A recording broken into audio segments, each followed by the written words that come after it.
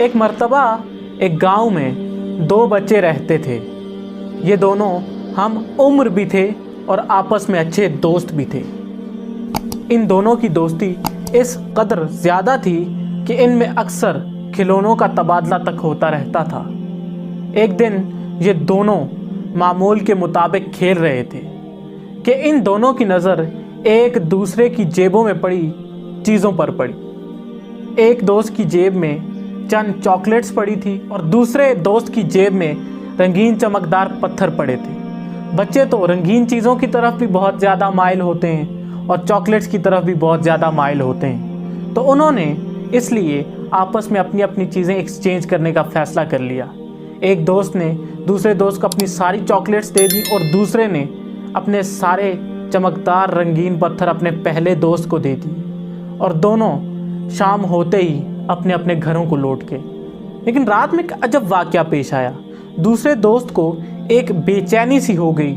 وہ بے چینی نہ اس کو بیٹھنے دیتی اور نہ ہی اس کو آرام سے سونے دیتی، اور اس کی بے چینی کی وجہ صرف یہ تھی کہ اس نے اپنے دوست کو معاہدے کے مطابق اپنے سارے پتھر نہیں دیے تھے، بلکہ اس کو یہ کھٹکا تھا کہ جس طرح اس نے اپنے دوست کو اپنے سارے پتھر نہیں دیے، ہو سکتا ہے کہ اس کے دوست نے بھی اس کو ساری چاکلیٹس نہ دی ہوں۔ یہ کہانی محض ایک چھوٹی سی ایک سادہ سی کہانی لگتی ہے، لیکن یہ کہانی ہماری زندگی کی دو بڑی حقیقتوں کا عیاں کرتی ہے۔ پہلی حقیقت، اس کہانی سے جو پہلی بڑی حقیقت واضح ہوتی ہے وہ یہ ہے کہ اگر آپ ذہنی طور پر پرسکون رہنا چاہتے ہیں تو اخلاقی طور پر مضبوط ہو جائیں۔ اگر آپ سچے، دیانتدار اور ایماندار ہوں گے تو آپ کی شخصیت میں ایک عجب سا ٹھہراؤ ہوگا۔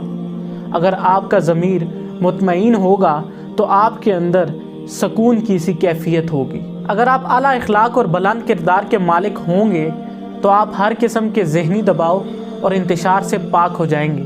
اگر آپ اندرونی طور پر پاک ہو جائیں تو آپ کے جسم کے جوڑ جوڑ اور انگ انگ میں ایک اطمینان سا پیدا ہو جائے گا۔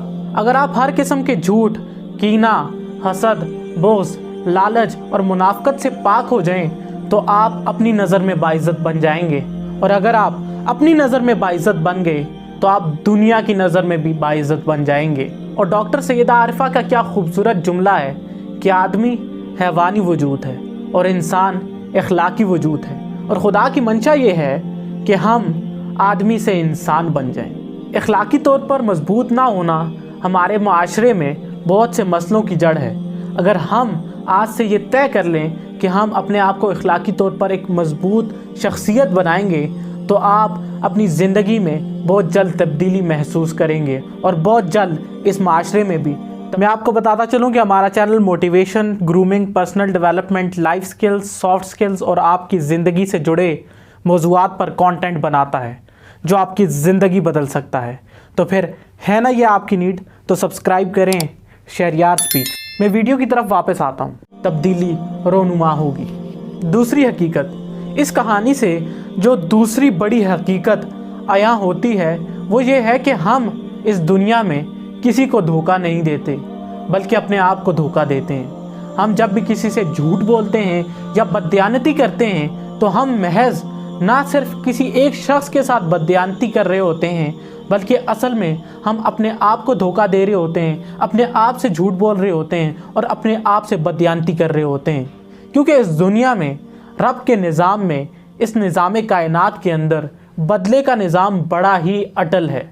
آپ جس کے ساتھ جیسا کریں گے، خواہ وہ نیکی ہو خواہ وہ برائی ہو، وہ زیادہ شدید ہو کر آپ کے پاس واپس لوٹے گی۔ اگر آپ کسی کے ساتھ نیکی کریں گے تو اللہ تعالیٰ کا وعدہ ہے کہ اللہ تعالیٰ اس کو آپ کو ملٹیپلائی کر کے دے گا، لیکن اگر آپ کسی کے ساتھ بددیانتی کریں گے، کسی کے ساتھ جھوٹ بولیں گے، کسی کے ساتھ دھوکہ دہی کریں گے تو خدا کا شکنجہ بڑا سخت ہے، آپ زیادہ دور نہیں بھاگ سکیں گے۔ آپ کو مختلف شکلوں میں اپنی زندگی میں وہ دھوکہ واپس مل جائے گا، وہ جھوٹ واپس مل جائے گا۔